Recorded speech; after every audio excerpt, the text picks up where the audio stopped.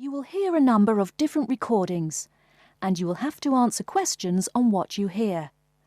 There will be time for you to read the instructions and questions, and you will have a chance to check your work. All the recordings will be played once only. The test is in 4 sections. At the end of the test, you will be given 10 minutes to transfer your answers to an answer sheet. Now turn to Section 1. Section 1. You'll hear a man giving information to a group of new university students. First, you have some time to look at questions 1 to 5.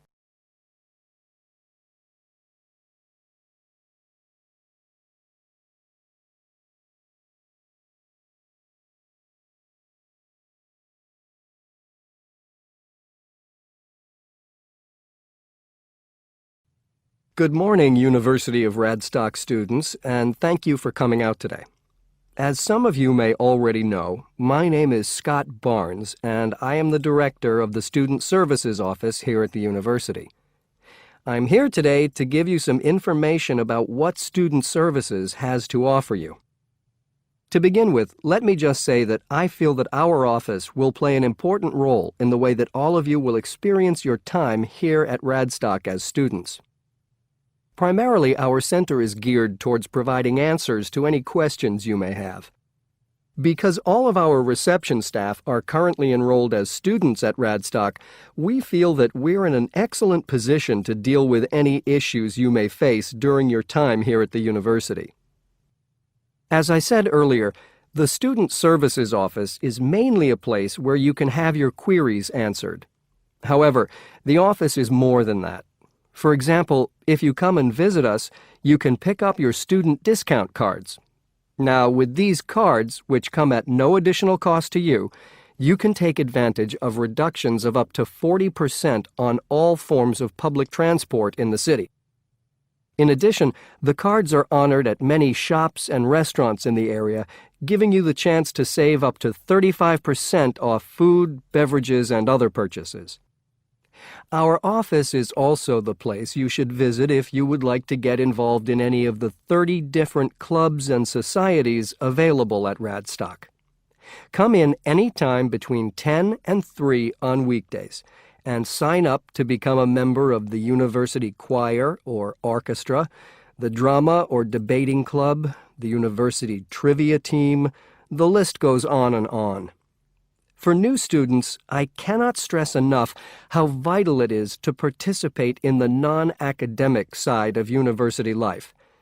Yes, we are here to work hard and do our best at our studies, but student life is also about having fun and meeting like-minded people. So, bearing that in mind, make sure that you get involved and enjoy yourselves. Before you hear the rest of the conversation, you have some time to look at questions 6 to 10.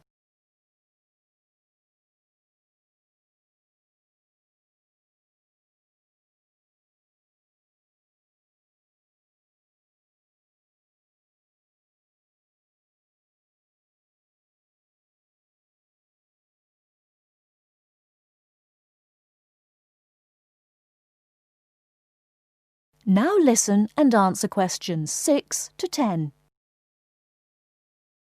Moving along, I'd now like to talk to you about another very important service that our office provides, and that is counseling. I'm sure that you are all well aware that there are times in life when things can go wrong and times can get tough. We all have to endure difficult experiences, and these difficulties can be emotional or physical.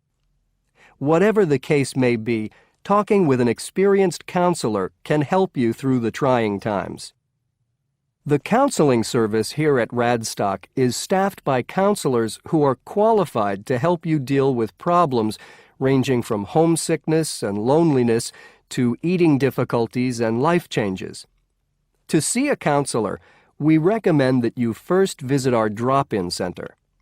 We run drop-in sessions on a daily basis from 9:30 a.m. to 2:30 p.m., and to reserve one of these sessions, you can telephone the counseling service on 121-5648-3907 on the day you wish to visit.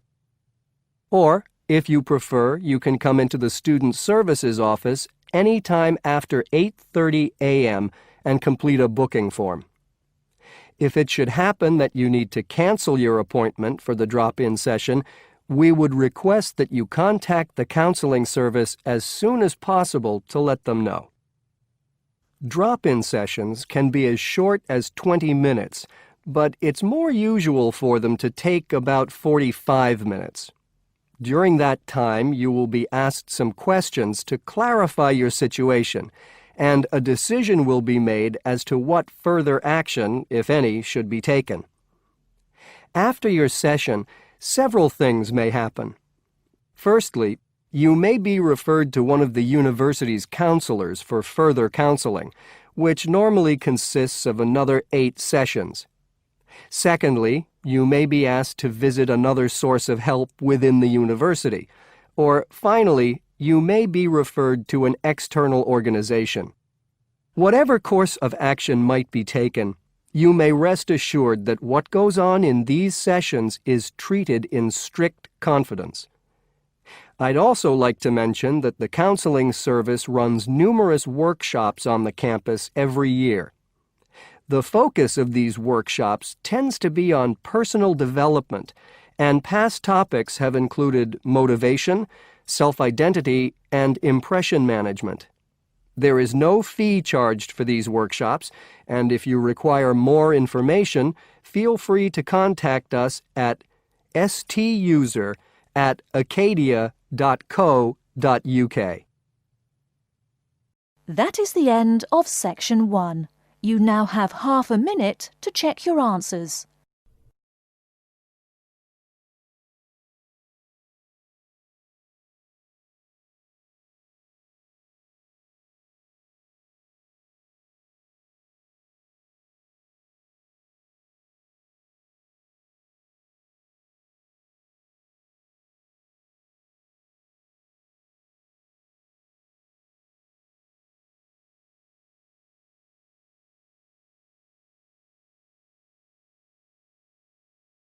Section 2.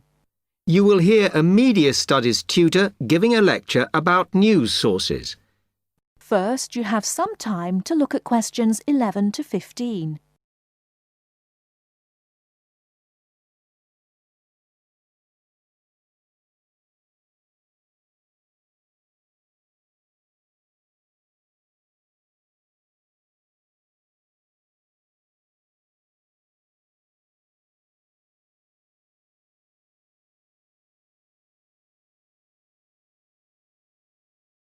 Now, listen carefully and answer questions 11 to 15. Okay, now many of you will have heard about the predicted death of newspapers, as people increasingly access the TV and the Internet for their news. Today, I want to look at the USA, which has very advanced news sources, to see if this is actually true. In the USA, the main news sources without doubt are TV, the Internet, and the press. That is, traditional newspapers. And although they are each surviving and growing, they are also changing. Obviously, TV news has been around for a while, and the early evening bulletins when people get in from work are very popular. I suppose we traditionally think of the morning newspaper arriving on our doorstep with the daily news.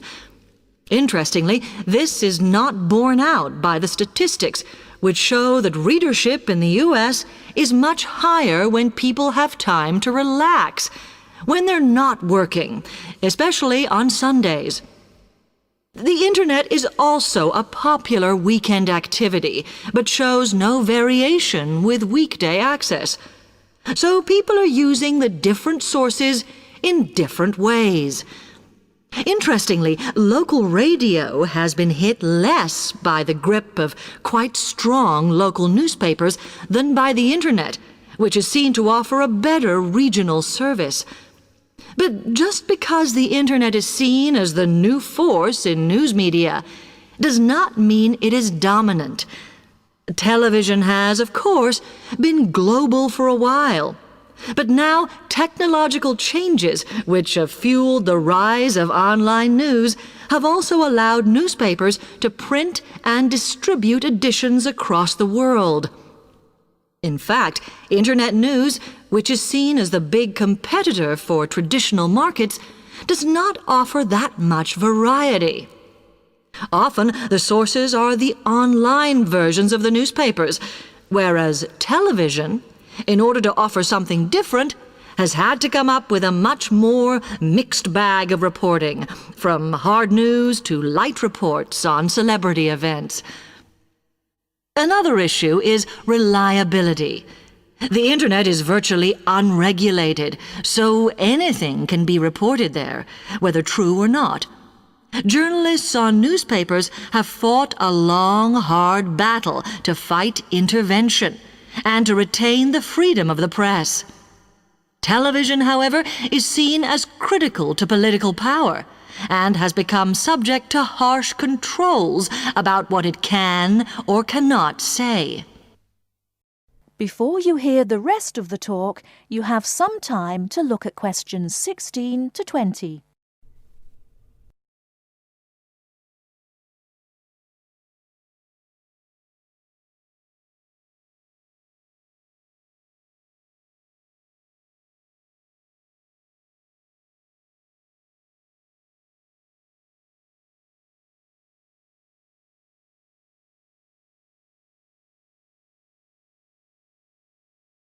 Now listen and answer questions 16 to 20. Now, one very critical factor in keeping newspapers alive and well in the USA has been their approach to advertising.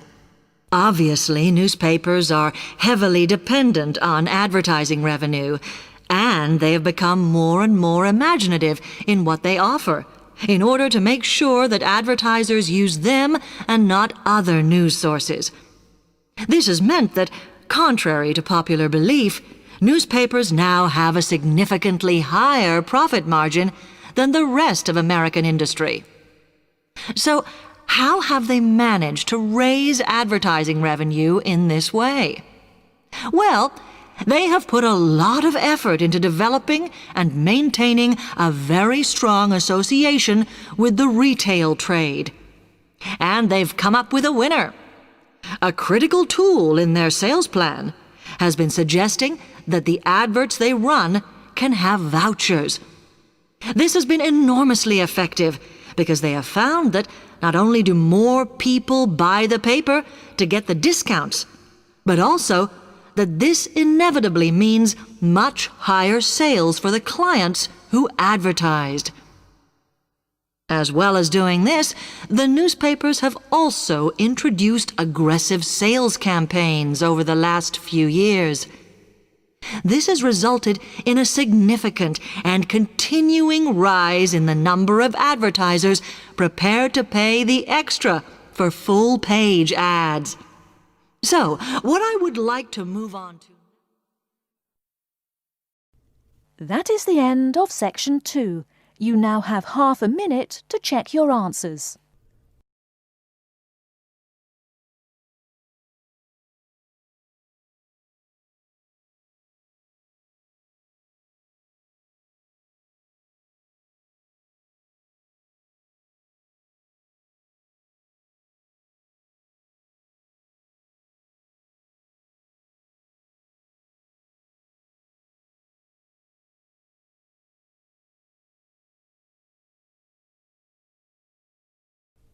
Section 3. You will hear a recorded message about buying tickets from a booking agency. First, you have some time to look at questions 21 to 25.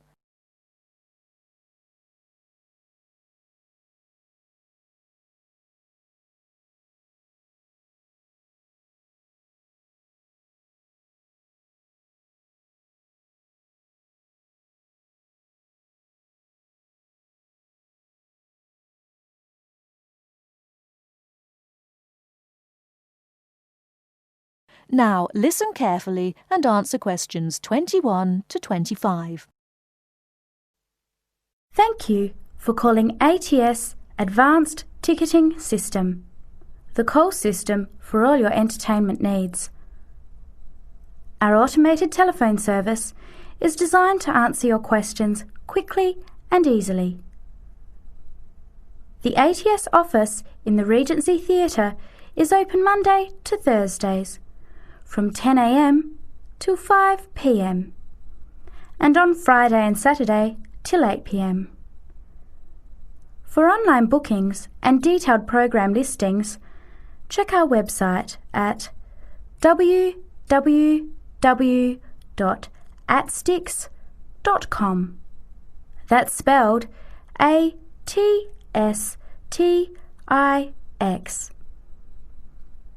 Please listen to the choices available. You may press your choice as soon as you hear it to get more information.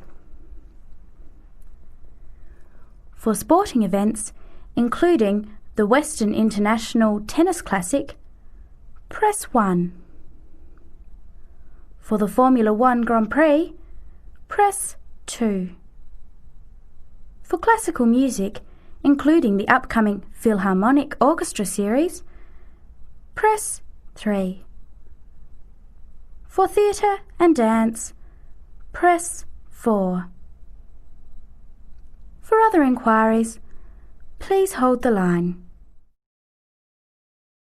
Before the recorded message continues, Before you hear the rest of the talk, you have some time to look at questions 26 to 30.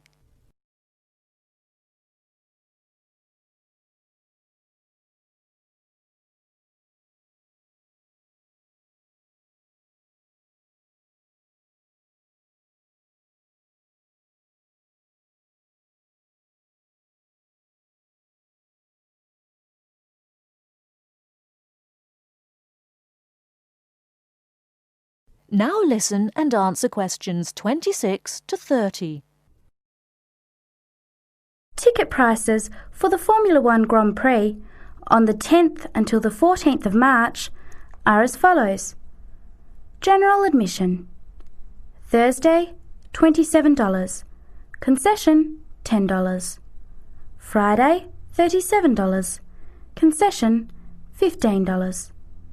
Saturday, $55. Concession, $35. Sunday, $70. Concession, $65. Concession rates apply to children under 14 and to students, seniors and pensioners on presentation of a valid card. Grandstand seating. 4-day tickets covering the 6 main grandstands cost $299. However, pit straight tickets are $350 and seats at the chicane cost $450 each. Children under 3 are admitted free to the general admissions area and children under 14 are eligible for concession prices. Gates open at 8 a.m. Thursday and Friday and 7:30 Saturday and Sunday. Events begin at 9 o'clock. Alcohol, ice boxes, cans, bottles and animals are not allowed on site. There are no refunds or exchanges. On each ticket, a $2.50 booking fee applies. To make a booking, you must have a valid credit card. To listen again, press 1. To make a booking or to talk to a ticket agent, press 2. Your call is in our queue. You can expect to wait about 3 minutes. That is the end of section 3. You now have half a minute to check your answers.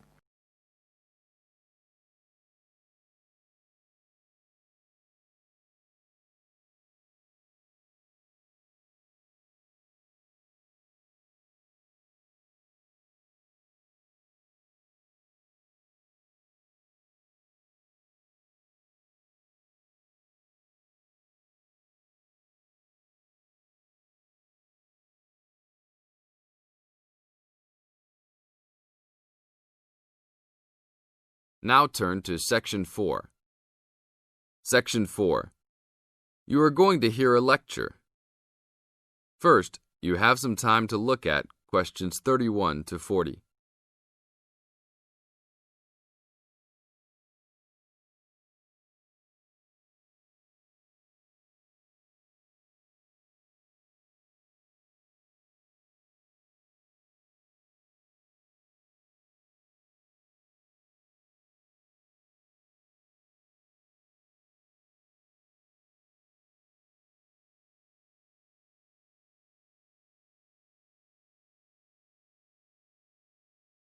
Now listen to the tape and answer questions 31 to 40. I'd like to introduce Rebecca Bramwell, an artist and illustrator who has come along today to talk to you all about getting your first job or commission as an artist. Over to you, Rebecca. Thank you for inviting me. I remember when I graduated back in 1983, I was very excited about getting my first commission. My degree was in fine art, and I'd worked long and hard to get it. I was an enthusiastic student and I never found it difficult to find the incentive to paint. I think as a student you're pushed along by fellow students and tutors and the driving force is there. However, when you leave college you find yourself saying things like, "I'll have one more cup of coffee and then I'll sit down to work." I hate to admit it, but I say it myself. Suddenly, it isn't finding the inspiration or getting the right paper that's a problem. It's you. In my view, there are a number of reasons why this happens. It's a real challenge making a decent living as a new artist. You have to find a market for your work. Often you work freelance and need to take samples or portfolios of your work from place to place. These experiences are common to a lot of professional people. But artists also have to bare their souls to the world in a way. More than anything, they want praise. If people don't like what they create, then it can be a very emotional and upsetting experience hearing them say this. I began to realize that these problems were preventing me from having a career in art, and so I decided to experiment. I was a painter, but I started to dabble in illustration, drawing pictures for books, cards, and this offered me the opportunity to become more emotionally detached from my work. I was no longer producing images from the heart, but developing images for a specified subject, taking a more practical approach. I began to develop a collection of my illustrations which I put into a portfolio and started to carry around with me to show prospective clients and employers. But it was still tricky because publishers, for example, want to know that your drawings will reproduce well in a book. But without having had any work published, it's hard to prove this. Having a wonderful portfolio or collection of original artwork is, of course, a first step. But what most potential clients would like to see is printed artwork, and without this evidence, they tend to hold back still when it comes to offering a contract. Well, I overcame this problem in two ways, and I suppose this is my advice to you on preparing your portfolio of your best work. The first way was by submitting my work for a competition. The one I chose was for a horoscope design and was sponsored by a top women's magazine. There are a few of these competitions each year, and they offer new illustrators an opportunity to showcase their work. The other approach I took was to design and print some mock-up pages of a book. In other words, I placed some of my illustrations next to some text in order to demonstrate how my work would look when it was printed. Perhaps I was lucky in that I had taken a degree that provided me with all-round creative skills so that I could vary my style and wasn't limited to a certain technique. I think that is important. The art world and many other creative fields do try to pigeonhole people into snug boxes with an accompanying label. I think you should try to resist this if you feel it happening to you. If you don't, you'll find it difficult to have new work accepted if you try to develop your style at a later stage in your career. Nevertheless, when you start out, and particularly when you're going for an interview, it's important not to confuse people by having a lot of different examples in your portfolio. One remedy for this is to separate your work into distinct categories. In my case, I did this by dividing my design-inspired illustrations from my paintings. It is then easier to analyse the market suited to each portfolio, such as magazines, book jackets, CD covers, etc. Working under two names is also useful, as it clarifies the different approaches and offers a distinction between them. I think it's been hard for artists to be recognised in anything other than the pigeonholes that they have been placed in. Luckily, these barriers are slowly being demolished. This is the end of Section 4. You now have 30 seconds to check your answers.